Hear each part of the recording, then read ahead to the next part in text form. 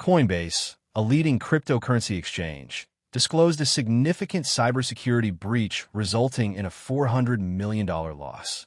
The company reported the incident in a Form 8K filing, indicating a substantial impact on its operations. Critical vulnerabilities exploited at Pwn2Own Berlin 2025. During the Pwn2Own Berlin 2025 event, security researchers uncovered and exploited zero-day vulnerabilities in major platforms, including VMware ESG, Firefox, Red Hat Linux, and SharePoint. These findings highlight ongoing security challenges in widely used software. FrigidStealer malware targets macOS users. A new malware strain, named FrigidStealer, is actively targeting macOS endpoints to steal sensitive user data.